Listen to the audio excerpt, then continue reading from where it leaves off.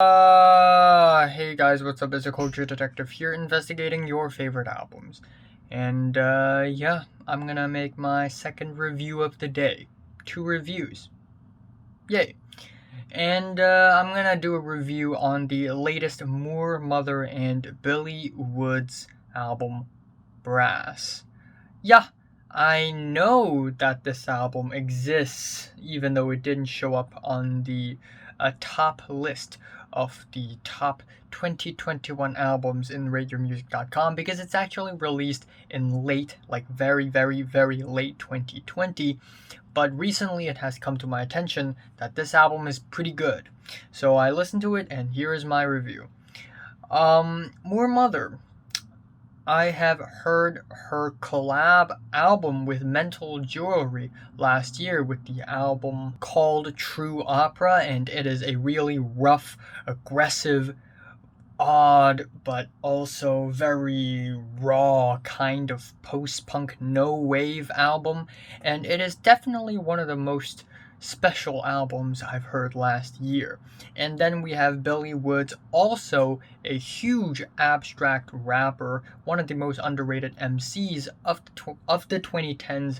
His album Hidden Places is truly odd and strange and sometimes a little scary. And even before that, albums like History Will Absolve Me, Today I Wrote Nothing, and Known Unknowns are also great projects from him.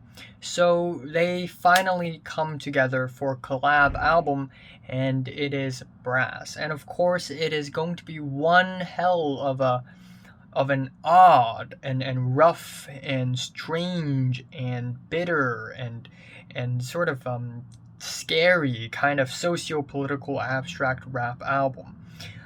And abstract rap is one of those genres that took me a long time to get into. Even now it would be difficult for me to immediately enjoy an abstract rap track or album without listening to the track or album multiple times. And that goes the same for this album, in my opinion. But still, I managed to like a good bit of the album. I think a lot of the beats are really strange and odd, and that's kind of one of the things about this album that I really enjoy. Of course, the performances are amazing, and also the very conscious lyricism is also one of the highlights of this album. So the album opens off with Furies, not. When I first heard this album, I'm like, the first track is Furries? Furies. It starts off with these hand drums that are somewhat industrial styled, these tribal chants, and these very odd woodwinds. It's a very uneasy and uncomfortable opening for the album. And at first, I was a little weirded out, but I kind of enjoy that uneasiness. Actually, the second track is actually really different stylistically. It's called The Blues Remember Everything the Country Forgot, where we have a sung chorus, and this track is more of a neo soul track featuring Elucid, whom I think Billy Woods have collaborated in the past as well. The beats are very haunting, spacey, and shaky, and we have lyrics about systematic racism in the USA. The track Maroons is much more slower and chunkier. The glitchy, swirling synths also add to the strangeness of the beat. We get these chants and drums and these vocal snippets at the end, which is really nice, even though instrumentally, I wouldn't say this is one of the highlights on the album for me. Same goes for the next track, Rapunzel, which is a really slow and relatively bland song, unfortunately, with its really warped, muffled keys. However, the next few tracks are all amazing. We have Arkeology with its stiff hi-hats and kicks, and also these really odd shuffling percussion in the back that sounds like rattling bones and cymbals. We also got the analog bass on this track, and an incredibly fierce performance coming from Billy Woods on this track. The track Blak Forrest, spelled strangely, has these really strange shots of flutes that are so moody. It's almost dystopian. And it sort of transitions really smoothly into Gang for a Day, which features Franklin James Fisher of Algiers fame, one of my favorite post-punk bands of our generation. And he does a really good job on this track as well. The track Mom's Gold is kind of an interlude for me. And it is at this point when the album starts to get scary, like horror film kind of scary, like psychological horror kind of scary. I don't know, maybe it's just me, but I was a little shaken when at this point in the album with Mom's Gold, which is this kind of disturbing plunderphonics noise track with these very chaotic trumpets improv in the back.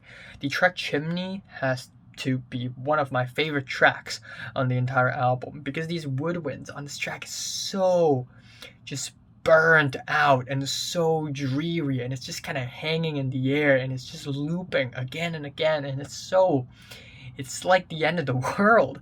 And the lyrics about the religious lore and the imagery of an imagined savior, it's just so sinister.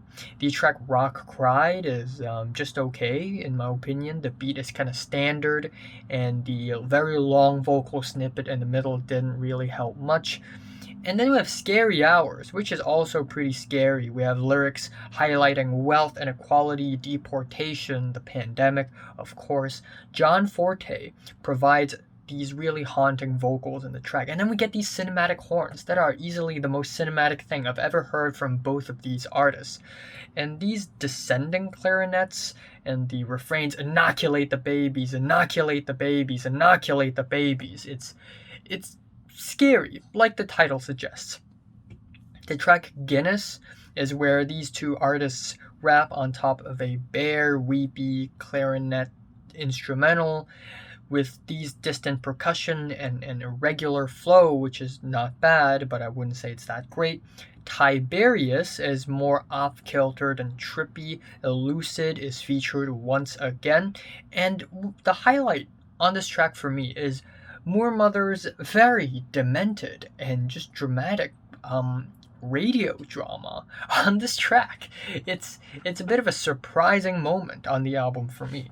Then we have the track Giraffe Hunts, and it's like two very different instrumentals but put together really smoothly. We get these dreamy flutes, which for some reason sounds like they sampled it off of, I don't know, Charlie Kaufman's I'm Thinking of Ending Things soundtrack for some reason. And then we get these distant, sort of ringing, claustrophobic instrumentals for the verses as well. And the album ends up with Portrait, which is a bit of a mild outro. And we have Navy Blue, whose performance is just okay. But yeah, this album overall, still really memorable, still really strange, still really odd.